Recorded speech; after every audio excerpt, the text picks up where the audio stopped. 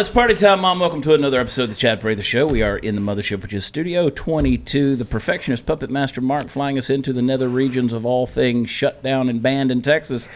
Oh, we're going to get into it today, Marcus. We're going to get into it. Oh, boy. And then look next to him, the shining beauty, which is Candice, the queen of the Saudi Arabians today. You look very Burkish. I don't know what you would say on that. It's amazing. I tweeted it out, and I think I put it on Facebook as well, where I said people in Muslim countries have been wearing face coverings for millennia, but make sure you wear your Governor Abbott muzzle to walk over to your table. You know, because in the Middle East, I mean, the COVID cases are through the roof, and some, you know, of course, people are going to come back, and part of it, Chuck Ebert, is it's tongue-in-cheek, right? I'm making jokes. Totally tongue-in-cheek. But it is true. The numbers are true. I mean, it's an elevated number over there. But it's elevated everywhere, right? This coronavirus stuff. And some, you know, people say, well, only half the population wear them. And then the men come home, and I'm sure that the wives take them off. And I said, have you ever been to a really Muslim country, like a truly strict Muslim country? They don't come off. Even when they're doing the hibbity-dibbity, the Allah dibbity, they don't, it doesn't, you know what I'm saying? They still wear the mask, so you're kind of proving the point, even if they do take the mask off at home.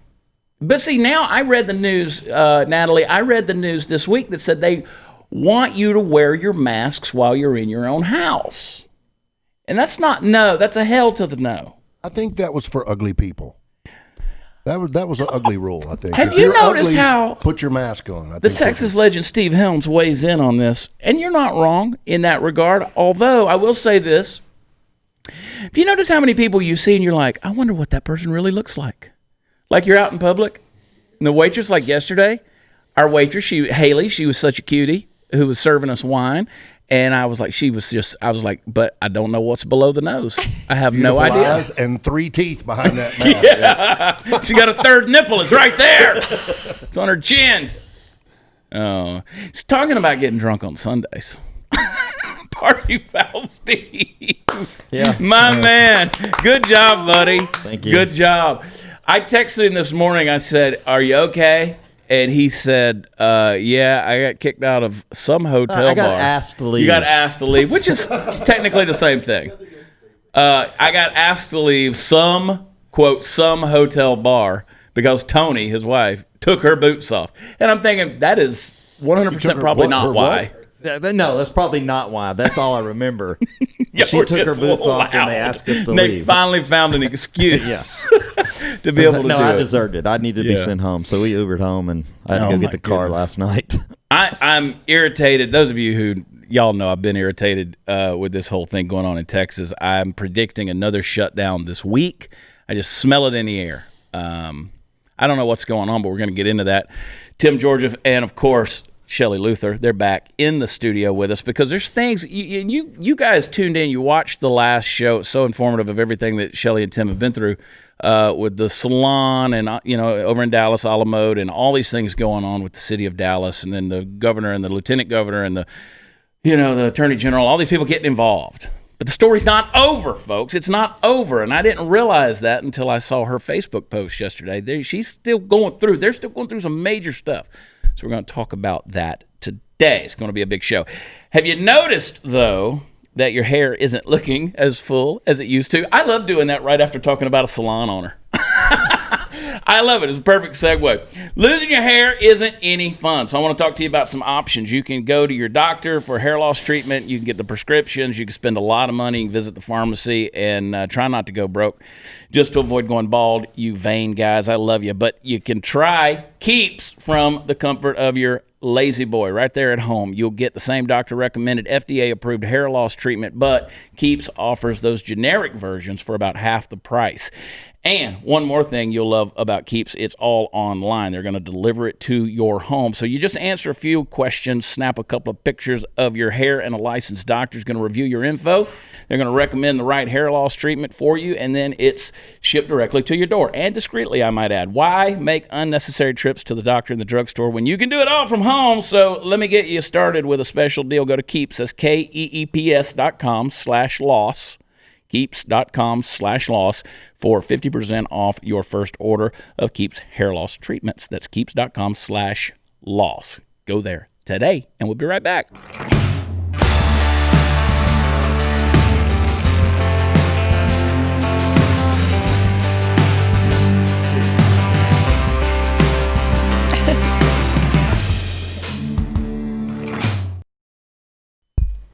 I have to give a big old shout out to the Fact Pack. You guys know who you are, that 24 or 30 of you. I don't even know. We need to do a count, Steve.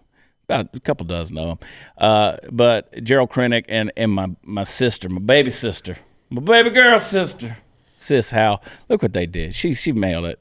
There's 38 members. Is there 38 members on there? It's growing, the little private group on Facebook, Fact Pack. I just sent a request. Look at that, Natalie. I know. It will never leave the studio now. I hope they accept me. Sis made that. I know. So we're putting it right here. I love you guys. Y'all are great. I'm telling you, man. Y'all are so supportive. I'm like, oh, it's like arts and crafts, sis.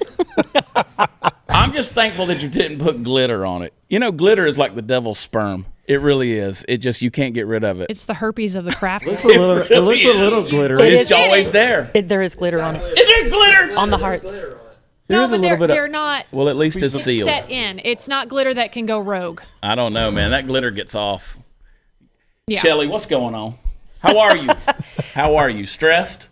No, not really. Good. I just, take each day as it comes. Yeah. Yeah.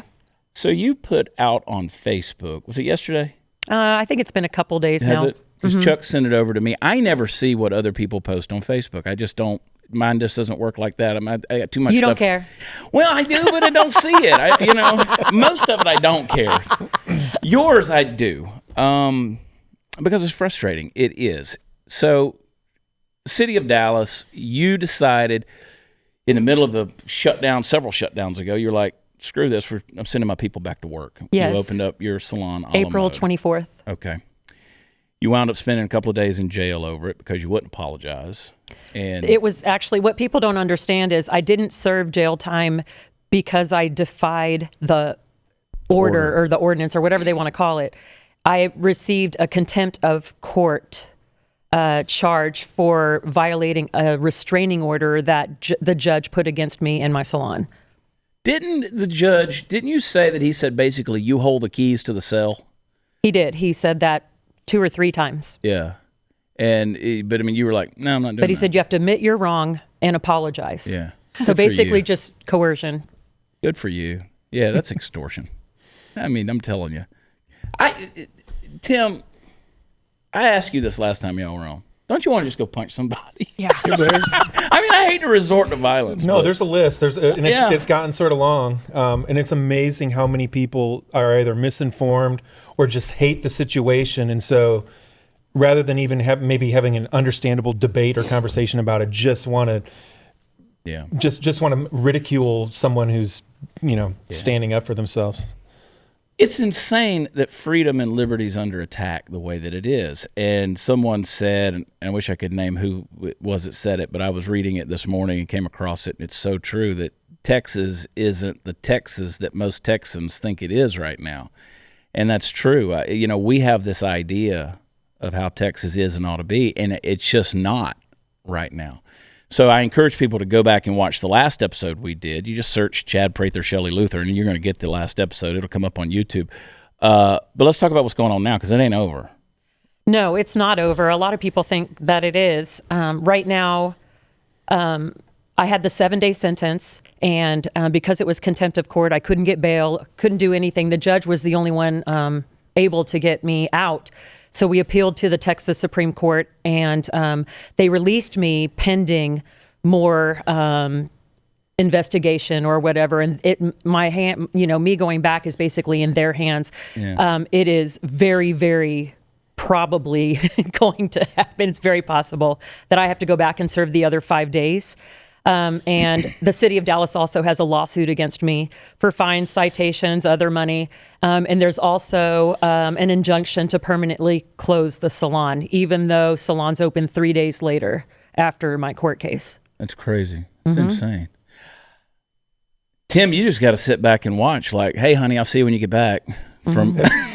Basically. Yeah, Basically. Yeah. It's horrible. Gonna I feed mean, we the laugh, but dogs it's and just sort of hold the fort down for a few days. So. and I think I told you last time you were in here, I was like, you're here for such a time as this, because it takes the right person, the right constitution, the right mentality, the right ability to speak and say the right things, and you've done all of that.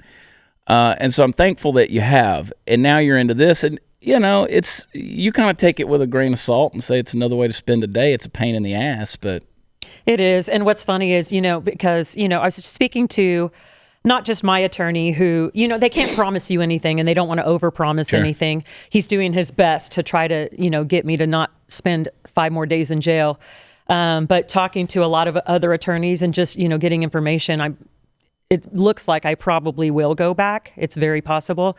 And I called my dad yesterday. I'm like, hey, just in case you hear again, or you get that 6 a.m. call, that's me calling from jail. He's like, you'll be okay, kiddo. That's what he says. So that's how I was, I just do it and move on. Well, Ken Paxton, our state attorney general, he sent a letter basically saying, nix this thing, right? And Dan Patrick, our lieutenant governor, offered, he put $7,000 in your GoFundMe for the fine and offered to come spend the 7 days. I think it was house arrest that he offered. Yeah, that's exactly right. It was house arrest, which I was so grateful for. That means that he really meant business. So. And then you had Senator Ted Cruz, who came down and got a haircut, and or wherever he was, it might have been in Houston. He came up, but either way, he comes and gets a haircut. The politicians of note in this state seem to support you. Except our governor. Well, and a lot of people think that he has, but in the grand scheme of things, and these are my words, not yours, he really hasn't. No, they're my words too.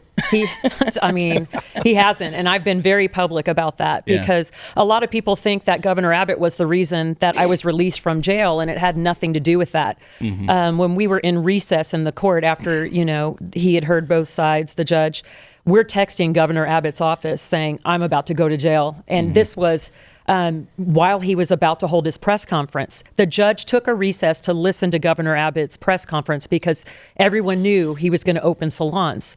But instead of opening them that day, which would have been much better for me, for the judge to say, okay, he's opening them today. He waited till it was Wednesday, and he said, well, I'll open them on Friday. And so I don't know what that was all about, but he has not helped me at all. He did go back and I guess say that you can't go to jail, but that was after I had already been in jail. So, and it doesn't help me now. I'll still go back to jail this 5 days because I didn't go to jail for defying the ordinance. I went for contempt of court, which should have never happened in the first place. Yeah. And the insanity of all of that, just adding on top of everything, is the fact that this coronavirus is supposedly in this huge growth state right now in Texas, but yet they're going to put you back into a captive holding cell. One of the highest rates of COVID. Yeah. Yeah. And they put me in the worst tower, like the most infected, the oldest. People that have worked there said that was like the worst place they could put me. Like the Tower of London, man. Yeah, basically. Thanks, Shelley. Glad you didn't lose. You're like the woman in the Iron Mask or something. Come out of there with hair all over your face. Smelling like a foot. That's horrible. It's horrible. Y'all got to treat Shelley better. Come on. And then Dallas is going to sue you? No, they already have sued me. They already have sued you. Oh, and then Judge Moyer gets to decide whether that suit goes, like whether the city of Dallas. And that's the same judge? Yes. That's the same judge you had? Yes. So they're suing me, the city of Dallas, and I have a counterclaim, of course, and Judge Moyer is the judge for that. I'm telling you, it's Dallas, Austin, and Houston. Those are the 3 problem children in this state. Dallas, Austin, and Houston. San Antonio every now and then wants to stick its head up, but really it's Dallas, Austin, and Houston. And I'm telling you, why in the hell does Dallas feel the need to sue a small business owner like yourself who's, it's just insanity. And Governor Abbott, I don't know what he's on right now. I probably can't say those things, can I? Screw it. I mean, I don't know who bought him out. I don't know what's going on. Is a guy running for president in 24? I don't think. The Texas Tribune wrote an article and mentioned you in it, where they said if he were to run in 20, he would get obliterated, right? I think so, because he doesn't have the backing of Texas right now, and the Republicans are the ones that voted him in, and he's doing the opposite of what Republicans want. I don't get it. I don't understand, but it's definitely not what Texas stands for. I've often thought about if I were on a stage and I was going to debate Greg Abbott, who is a man that I supported once upon a time. Would I just go after him, or would it be a civil debate? Now, at this point, I think I'd just go after him, because it's ridiculous. I don't think he has the best interest of the people of this state at heart. I don't know what's going on, but he's bought out by big business. He is not listening to the voice of the common every man and woman like yourselves. And those are the things that are irritating me, because when you start restricting personal liberty and not letting people take personal responsibility for their own lives, this is Texas. We're known for that, And I don't know if has somebody come along and said, we'll get you in the White House if you toe this line. I think that's a huge problem with politicians in general. I think that once they reach a certain, a certain space of where they feel like they're comfortable, then they start taking money or doing whatever they think they want to do. Well, I got to get me some of that. Yeah, I got to figure You're that out. You're not there yet. Steve. You got to reach. No, I'm just kidding. I know. I could become a congressperson real easy. I mean, yeah, there you go. But the problem is politicians, they forget about their people, and I think voting in people that have been in politics for a long time, I just don't know if that's the right thing to do. I think we need more real people like yourself, real people that are on, the front lines, ground zero of what's actually going on, not people that sit in their office and make decisions. And when I was a teacher, it was the same thing that happened. We had all of these, TEA and all of these people sitting in an office telling teachers what to do and not asking our opinion. Yeah. And it goes, that's just from the top down. That starts with the governor.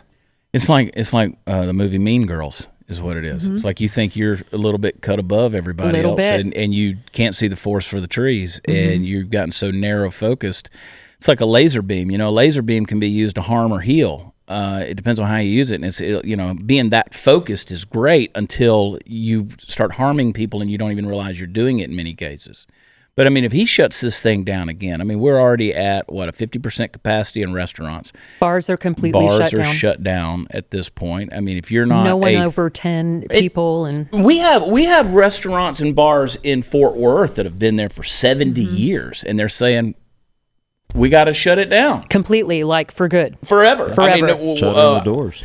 One of my kids had a Boy Scouts car wash there where we live in town the other day, and I was like, well, I'll just step in over here at the place next door and grab a pizza to take home. No, they're shut down, empty.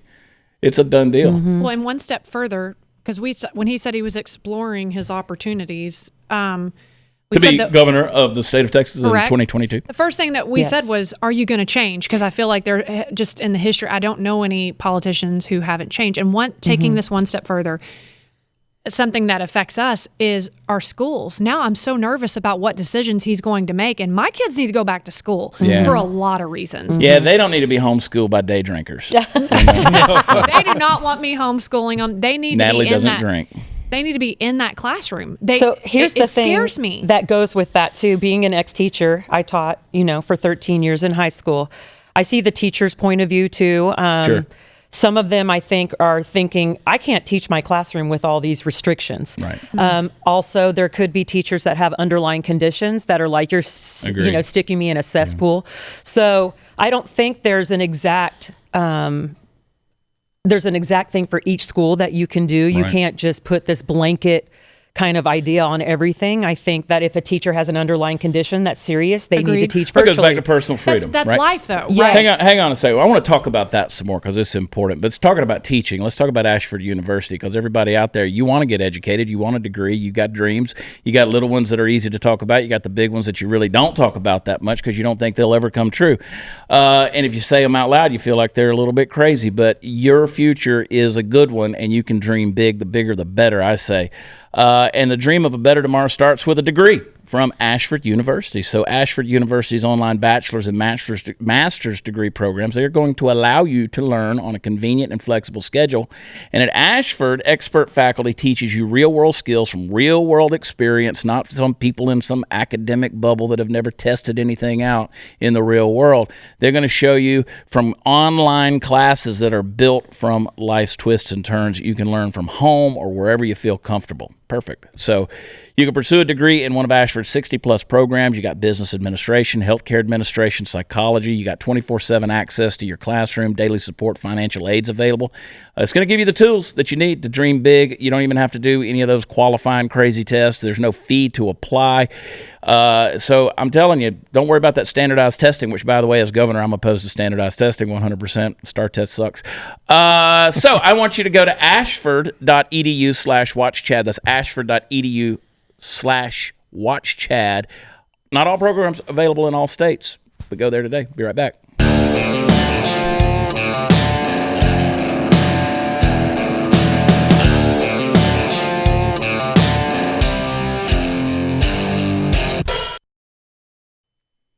Man, oh man, I agree with you on that, though, on the teachers, and because you have to be able to make a decision for your own personal well-being in life. And that's not just teachers, but across the board. Mm-hmm.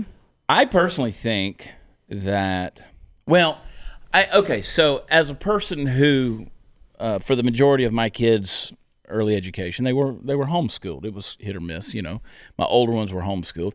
So I don't have a problem with that at all. I think that parents need to take more responsibility in that regard. And I don't want to get too far off on this tangent, but we've relied so much, Natalie, on this public school system to educate our kids. I'm judging you. We've paid.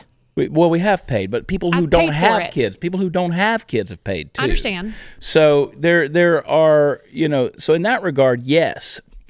At the end of the day, my thing is, it's your kid. You should be able to do with them what you want to do. Mm-hmm. And the state can't make a decision based on your kid in that regard. I'm sure they're going to send our kids back to school. Yeah. I'm not sure about, I'm sorry. If they send our kids back to school, they're going to probably all have to, it's going to be mask mandatory. Teacher, it's going to be 6 feet separation, especially from the teacher. So if that all works, then maybe it should work. Our school district is doing everything they can, including if you choose to homeschool, that you can still participate in athletics. I like that. Okay, I like that for different people. I mean, it's for different people. No, not everybody should be homeschooling. I agree with that. Yeah. I mean, in 20 years, we're going to have a whole generation of people who were educated by day drinkers, and we just thought that Antifa was bad. Well, hey, we're seeing the effects of the timeout groups now, so we are. Wait to see the homeschool groups in 20 years. I'm not smarter than a 5th grader. So at lunch yesterday, Helms, you and I were talking about it, and our wives were like, we're cringeworthy. I've got a son who is super, super smart, but he's also a big old boy, and his kid likes to make fun of him, and we were like, you just knock him the F out.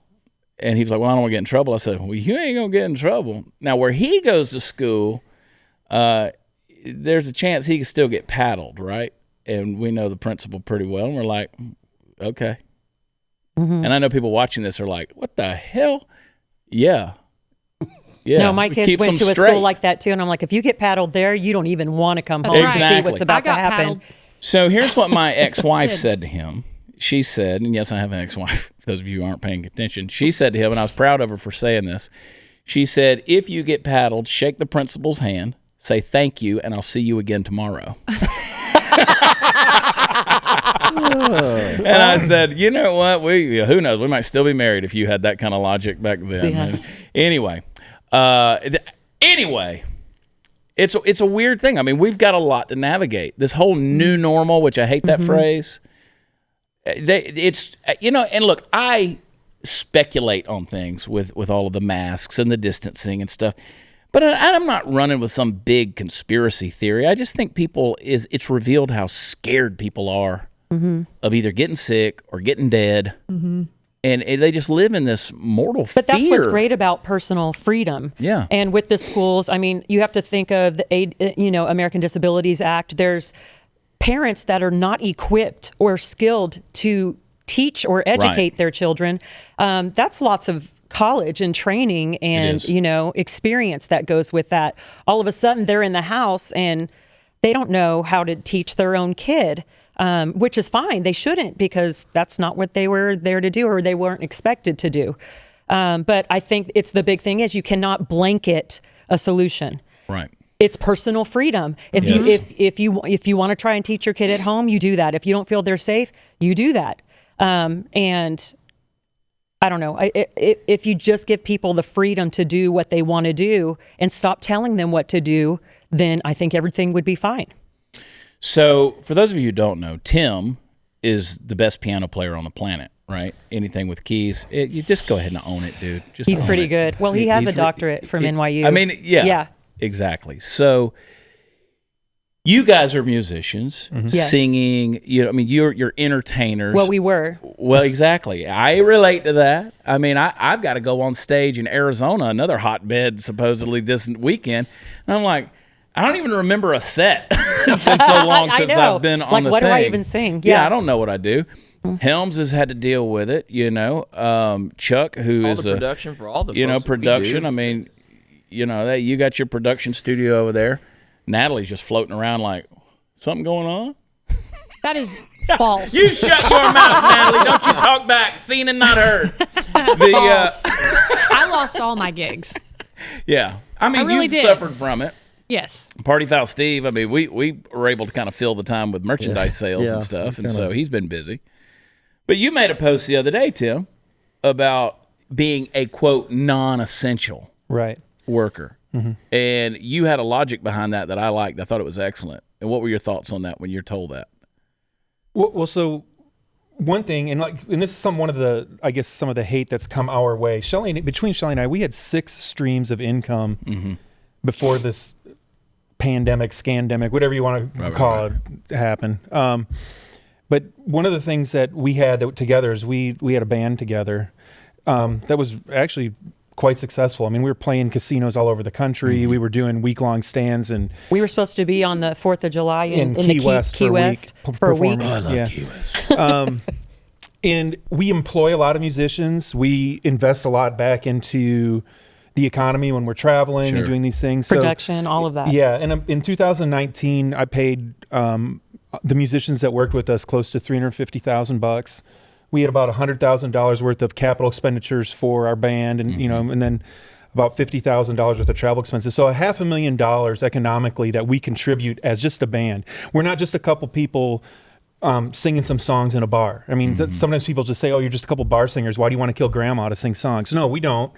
I have all these people that I'm responsible for. I was putting food on their table, helping them pay their rent. It was helping pay our rent, and it's all gone. And then people say, "Well, did you save for a rainy day?" Well, the first week of COVID, the COVID shutdown, I had an $80,000 swing. I lost $60,000 in revenue, and I had to return $20,000 worth of deposits. Nobody saves $80,000 just for 1 week. Right. That doesn't happen. And then over time, that's grown. I mean, and so we haven't. I've played one wedding and had one bar gig since March 15th. Yeah, there's a difference between saving for a rainy day and saving for a shitty 4 months. Yeah. Correct. And you know what I mean? When they closed us down for 2 weeks, I'm like, okay. Yeah. And then it turned into 4 weeks, and then 6. Now 4 months later, and I have a lot of friends in the industry, and I know Steve, I know you're going through the same thing, and we're all trying different things. We're trying to do online shows, or we're trying to find different ways to entertain. But it's not about my love for entertainment. I mean, I love entertaining and I love what I do. But somebody said to me, "Hey, you're paying the price for having a job that you love rather than being essential." Boy, it makes me want to whoop somebody's ass right there. Makes me want to go why didn't you get a real job? Yeah, or is why didn't what you have people a are real saying. job? He has a doctorate from NYU. What are you talking about? That is his life. I want my unessential tax dollars back then. Thank you. Exactly. And that's exactly you. right. It has nothing to do with being non-essential. It's everything to do with the community of musicians and we're successful at what we were doing, but we're just like, hundreds of other musicians out there. There's a lot of band leaders here in DFW who all have been messaging me the same thing. Man, we had to cancel 100 shows this year. A lot of times those private events pay $5,000 to $10,000 of revenue that's being split between a lot of people. So you're talking bands that are losing millions $500,000 to $1 million dollars a year. That's all just going back out to people. So I consider that to be essential. If I'm putting food on somebody else's table, if I'm helping them feed their kids, or I'm helping them pay their rent or their mortgage, that makes what we do essential. It's not just about singing some songs in, someplace. I mean, I love to entertain, but at the end of the day, we're all part of a big recipe, and we're all the ingredients of this. And without all of us working, it's going to fail. And I think that's well, people say rainy day too. You didn't say we had incomes. We made sure, okay, yeah, we're musicians, but I had the salon, and he had 2 or 3 other incomes just in case one fell through. Sure. We I've thought done we the were same prepared. thing. Yeah. All 6 gone. Yeah. Same day, all gone. Yeah, I did a lot of consulting work for large churches, and it's like all the churches are shut down. I mean, they're doing some online services, but non-essential personnel out the door. And I do a lot of work for large theme parks, like all over the world. Everybody's closed. Nobody's coming back. Even Disney just opened the other day, but they're not doing anything. There's no fireworks. There's no shows. There's no character meet and greet. It's just walk in and ride a couple rides and get out. You just get to go in there and lick Dumbo's ass. Yeah, right. That's it. You know what the biggest problem is? Wait. Hold that thought. We're going to take a quick break because Okay. I'd want to know what the problem is. Okay. Hey, speaking of running business, when you're running a business, guess what? HR issues can kill you. It's just like when you lose all your workers. But listen, wrongful termination suits, minimum wage requirements, labor regulations, HR manager salaries, they're not cheap. These are things we deal with. We're seeing this more than ever right now. And you got an average of $70,000 a year for HR managers. Crazy. Bambee, Bambee, created specifically for small businesses.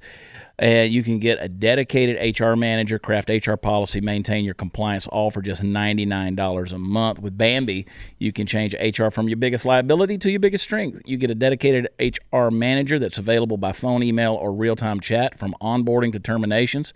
They're going to customize the policies to fit your business and help you manage your employees day-to-day, all for just $99 a month. You can't beat that. You can do it month to month. There's no hidden fees. You can cancel anytime. You didn't start your business because you want to spend the whole time doing HR compliance, Tim Charge. Let Bambee help you get free HR audit today. You can go to Bambee.com/Chad right now. Schedule your free audit. Bambee, BAMBEE.com/Chad. Be right back.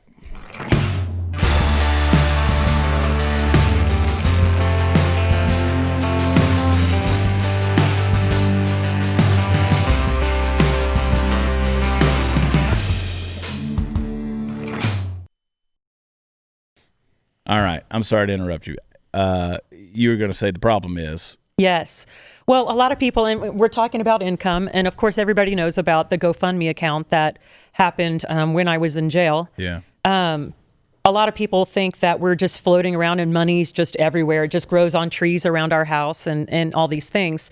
And, talking about the house that we live in, whatever. What you don't realize is it doesn't matter if we had $4 million homes. When all of your sources of income are cut off, you cannot pay for anything that you have. Therefore, you can't even buy groceries or feed your kids. Zero income means zero income. It doesn't matter your financial status before that. It's just cut off and it's gone. Yeah. So I've already got $100,000 into attorney fees. When I started Courage to Stand, that is, to help people in this situation, the same as me. I put $100,000 of the GoFundMe in that. But they're saying my attorney fees could be up to $250,000 just because we don't know where it's going to end. It could go all the way up to the Supreme Court. We don't know. Yeah. But I've got to continue to fight for it because there's a lot of Americans depending on me. It's not just my little salon anymore. It's stop taking away our constitutional rights. Yeah, it's insane. I mean, I get it. And I've seen the comments, the last time you were on the show, and then I've seen posts that you've made and different things and responses to news stories. They're like, yeah, well, here's a couple of rich people who got their deal. People have no idea how much things cost. They really don't in the grand scheme of things. How much it is to run a business, how much it is to get up and down the road and go do these things. Rent and lease numbers in Dallas are not cheap. I mean, there's a lot of things that are involved with that. And then you add legal fees, which just get astronomical.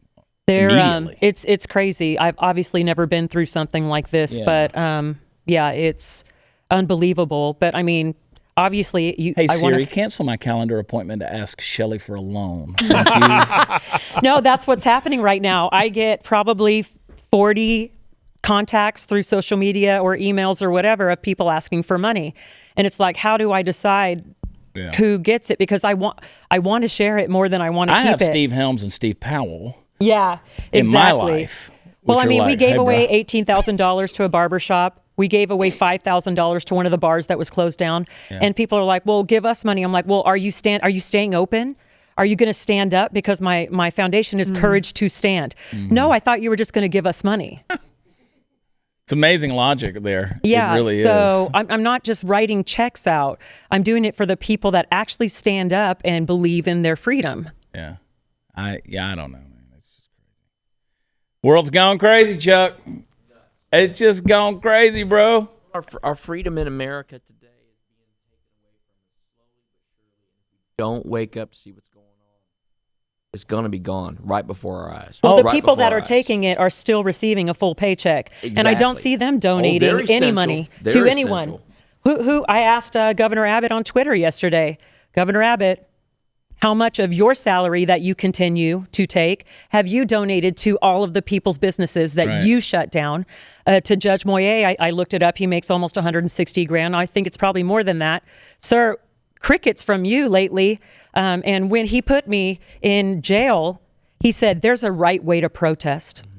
You get an attorney and you go through it the right way. And then all the rioting and looting, and people were threatening to burn my salon down, and nothing from him. He didn't tell all those people there's a right way to protest. All I did was open my salon. I didn't damage property or do anything crazy. Yeah, and I think I tweeted out the other day where I said it's amazing we live in a world where if a person opens their business with their key, they get arrested and fined. But if somebody opens somebody else's business with a brick through the window, correct, they don't get any ramifications. Well, they get celebrities bailing them out. They do. Yeah. I mean, it's insanity. No, and there were threats all over. I mean, real threats. People doing drive-bys where we had to have militia out there because Dallas PD said, just let the salon burn down. We can't do anything for you. Mm-hmm. That's how ridiculous it is. And so I'm gonna burn down. Oh my gosh! No, don't even say it. Don't say it. Let me save you on this one. Let me save it. Let me reel you in on I'm this just one. going back with what Tim was saying about being a non-essential artist. And I was like, when it gets cold this winter and they cut your power off, we'll burn some Monets and some Picassos and some, Renoirs and stuff like that. Because it doesn't matter. It's just art. Right. Art's not essential.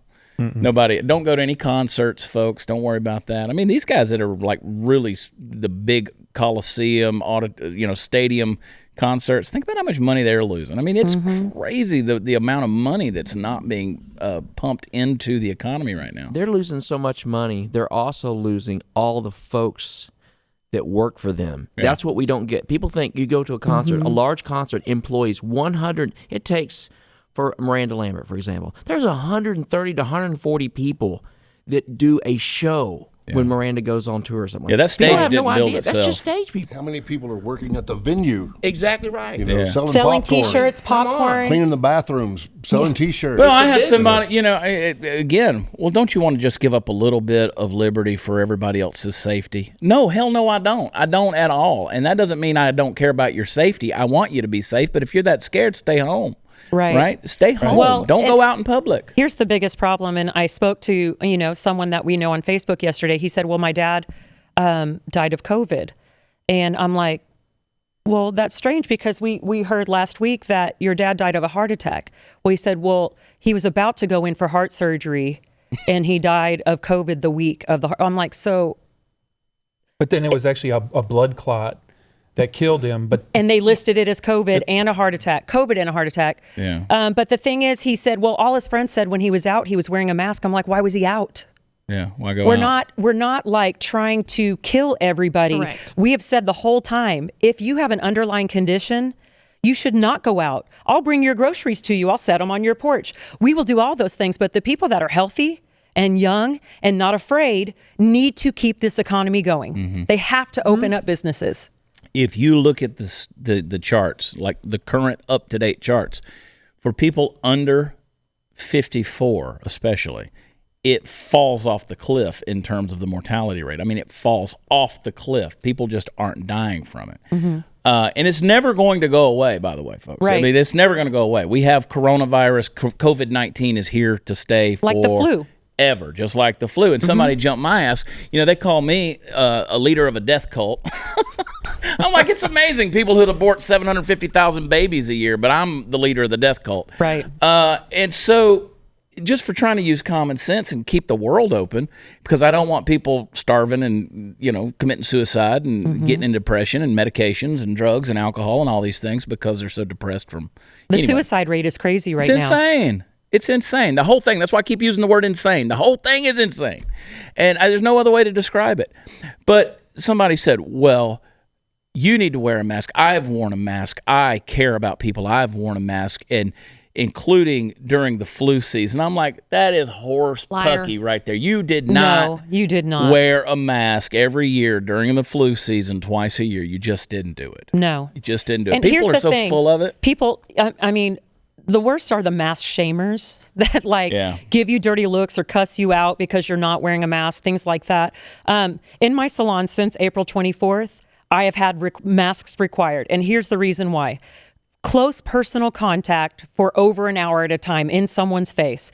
I, as a business owner, made that decision, not because the city of Dallas told me. Smart thing to do. But if you want to come in my business, you're going to wear a mask. And if you don't want to wear a mask, you can go somewhere else. That's your personal right. But as a salon owner, we are setting the precedent of there's still millions of salons that haven't opened across the United States. And I don't want to be, well, we're not requiring masks, give them any kind of reason to not let us open. Yeah. And so I need to set that example. It's not that I really believe in masks that much. If I want to go into business and they say mask required, I put a mask on. I just do it. If I don't want to go in there, I don't. But that's my right. That's my freedom. You're a troublemaker. I love it. She is, man. Look out. Timmy knows. Y'all hang tight. We'll be right back.